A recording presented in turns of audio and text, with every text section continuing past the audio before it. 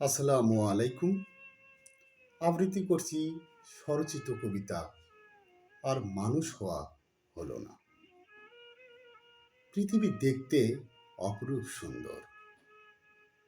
সুন্দর পৃথিবীতে যত দ্রুত আসিলাম, ঘুরলাম ফিরলাম, পড়াশোনা করলাম, চাকরি পেলাম, অবশেষে শিক্ষকতা। পৃথিবীতে কত রকম শিক্ষার্থী, কত ধরনের শিক্ষা দিলাম। এর ফাঁকে ফাঁকে আবার শিখলামও অঢেল। বিয়ে করলাম, সংসার পাতলাম, সচ্ছলতা পেলাম। কতিপয় ঢেউয়ে মাঝে মধ্যে অসচ্ছলতাতেও ভাসিলাম। বলা যায় সব কিছুরই কম বেশি স্বাদ পেলাম। তবুও মনে হয় এর ফাঁকে রয়েছে কিছুটা অপূর্ণতা, যা পাওয়া হয়তো সম্ভব, কিংবা সম্পূর্ণ পাওয়াটা একেবারেই অসম্ভব।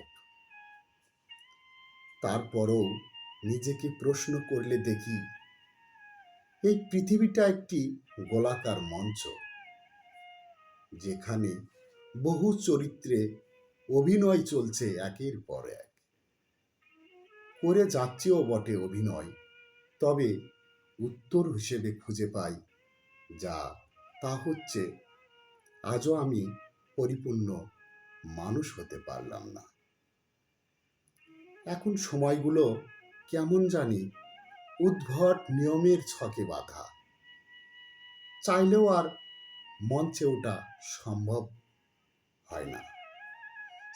হয় না চরিত্রকে পাল্টায়ে নতুন নতুন কোনো চরিত্রের স্ক্রিপ্ট মুখস্থ করে নতুন আঙ্গিকে অভিনয় করা। তাই ভাবছি, মানুষ হতে আর নতুন কোনো অভিনয় করা হলো না। মানুষ আর হতেও পারলাম না। ধাপে ধাপে পেরিয়ে এসেছে জীবনের অন্তিম দশা লগ্ন।